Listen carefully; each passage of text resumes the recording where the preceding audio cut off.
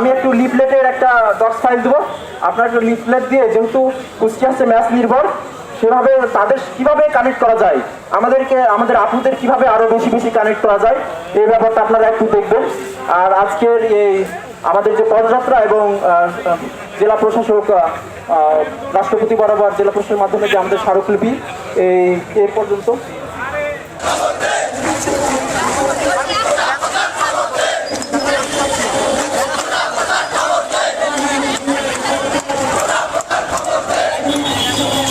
সাল থেকে কোটার যে ইয়াটা আমরা দেখতে পাচ্ছি, তখন থেকে আমাদের 20% মেধারাকে 80% কোটায় নিয়োগ হচ্ছে।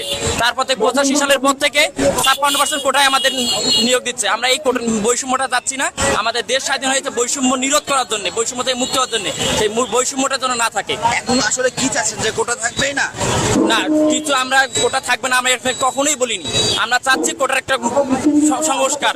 সেই সংস্কারটা কি? সেই সংস্কারটা 5% একটা সংস্কার চাচ্ছি, যেখানে আমাদের যে পিছিয়ে পড়া জনগোষ্ঠী আছে, আমাদেরকে অনেক সময় ব্লেম দেওয়া হয় আমরা মুক্তিযুদ্ধের বিপক্ষে, কিন্তু আমরা মুক্তিযুদ্ধের বিপক্ষে না। আমরা মুক্তিযুদ্ধ এবং মুক্তিযুদ্ধ পরিবারকে সম্মান রেখে, তাদেরকে যারা পিছিয়ে পড়া আছে তাদেরকে রেখে আমরা একটা সমন্বয় করে 5% একটা কোটা দাবি করতেছি। আচ্ছা, আর আরেকটা ব্যাপার হচ্ছে, ঢাকার সাথে আমাদের আলোচনা হচ্ছে, আমরা সবকিছু ঢাকার সাথে সমন্বয় করেই করছি। আর আমরা কিন্তু বক্তব্য বলেছি যে আমাদের পিছনে ফেরার আর কোনো রাস্তা নেই, যতদিন না এই বৈষম্যমূলক এই যে কোটা নামক ব্যাধি থেকে আমরা আমাদের জাতিকে দূর করতে পারছি, ততদিন আমাদের এই লড়াই, আমাদের এই সংগ্রাম চলবে। আপনারা সে পর্যন্ত থাকবেন তো? যদি দেখা গেল যে আমাদের টানা 30 দিন প্রোগ্রাম করতে হলো, তখন কি করবেন? থাকবেন তো? আমি আন্দোলন শুরু থেকে বলছি, এটা একটি দীর্ঘমেয়াদী লড়াই, এটা একটা সিস্টেমের বিরুদ্ধে লড়াই। আপনি যখন এই সিস্টেমকে ভাঙতে যাবেন, 1 দিন 2 দিন 3 দিনের হবে না, এটা ধারাবাহিকভাবে আমাদের লড়াই সংগ্রাম চলবে। এর পাশাপাশি আরেকটা বিষয়, যে আমাদের এই দাবি বাস্তবায়ন না হওয়া পর্যন্ত আমরা ইতিমধ্যে বিভিন্ন বিভাগ থেকে ক্লাস বর্জন করেছি। আপনার সরকারি কলেজ সহ পলিটেকনিক ইনস্টিটিউট, মেডিকেল কলেজ, সকলের প্রতি একটা আহ্বান রাখবো, আমাদের দাবি বাস্তবায়ন না হওয়া পর্যন্ত আপনারা ক্লাস বর্জন, আপনারা বলবৎ রাখুন এবং ক্লাস বর্জনকে জোরদার করুন।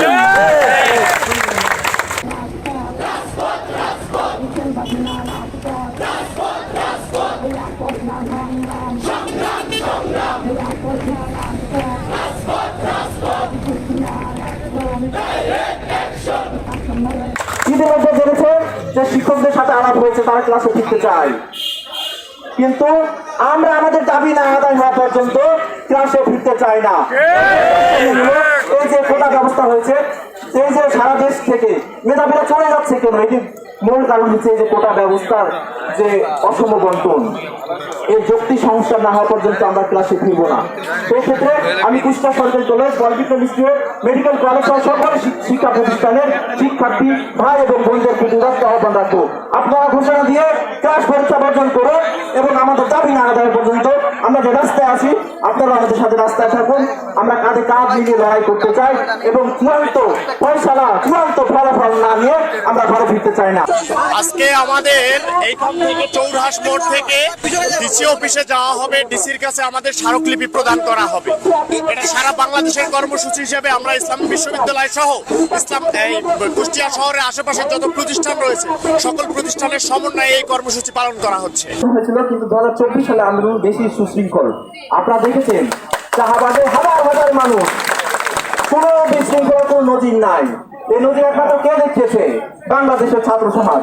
আগামী দিনেও এই সুশৃঙ্খল ভাবে আন্দোলন আমরা চালিয়ে যাবো। আরেকটা জিনিস, এই যে জনজোয়ারে একটি অংশ আমাদের দিকে ভয়ভীত হয়ে গেছে, তারা চাচ্ছে আমাদের মধ্যে বিপদ তৈরি করে দিতে। আপনারা এই ব্যাপারে তিনি সবসময় সচেতন থাকবেন, যাতে কখনো তারা আমাদের ভিতরে বিভেদ তৈরি করতে না পারে। আমাদের যে লড়াই, আমাদের যে সংগ্রাম, আমরা চূড়ান্ত ফলাফল না নিয়ে আমরা ভয় ফিরতে চাই না। আজকে পর্যন্ত আমাদের সাথে আছেন তো?